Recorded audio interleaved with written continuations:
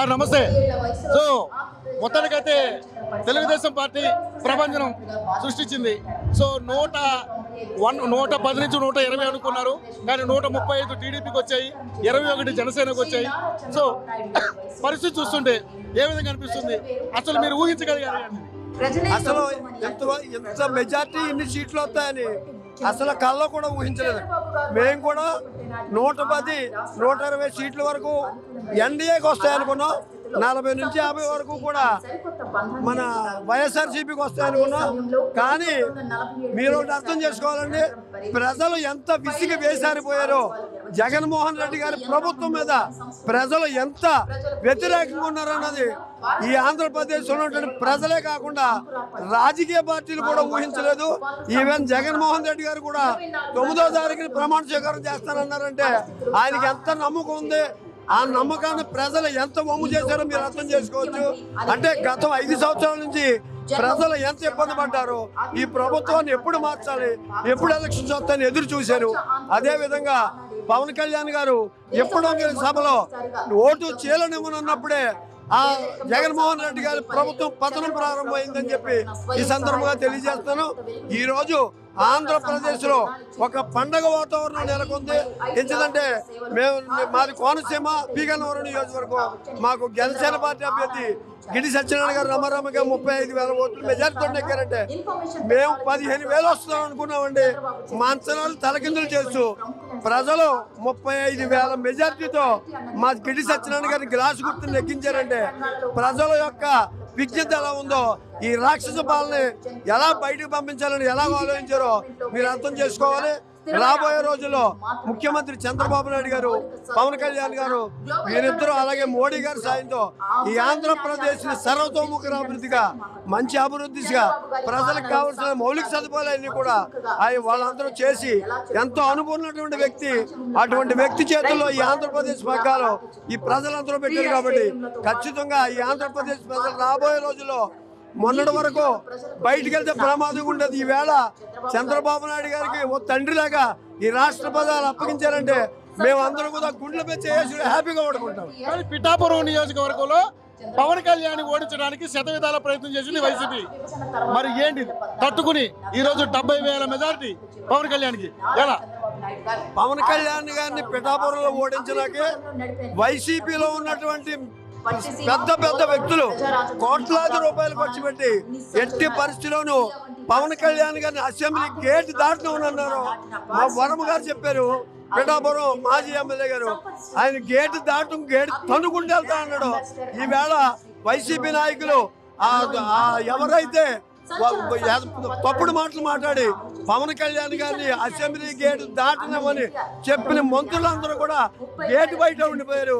మేము దాటినామన్నటువంటి వ్యక్తి ఈవేళ అత్యధిక మెజార్టీతో ఈ రాష్ట్రంలో ఒక ఉప ముఖ్యమంత్రిగా ప్రమాణ స్వీకారం చేస్తారని ఇప్పుడే తెలిసి మాకు చాలా ఆనందంగా ఉంది.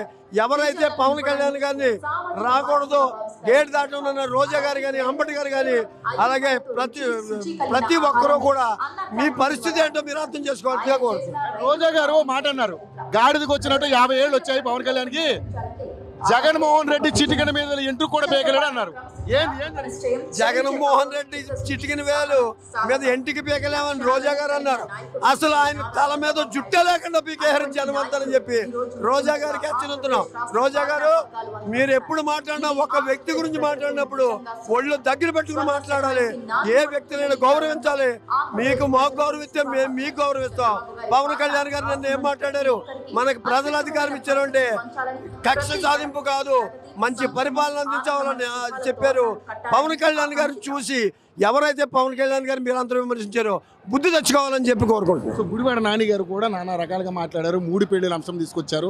పవన్ కళ్యాణ్ గారిని ఎంత హింసించారు, చంద్రబాబు నాయుడు గారిని కూడా ఎంత హింసించారో, 72, 75 ఏళ్ల వయసులో కూడా ఆయన జైల్లో పెట్టి కక్ష సాధింపు చర్యలు చేశారు. సో దీనంతా తెలుగు తమ్ముళ్ళుగా ఈ విధంగా చూస్తారు. పవన్ కళ్యాణ్ గారిని ఆయన మాటలు అయితే మేము దగ్గరగా ఉంటే చెప్పుతోటి కొడదామండి. ఆయన పవన్ కళ్యాణ్ గారు కొట్టడం కానీ మేము కొడదాం.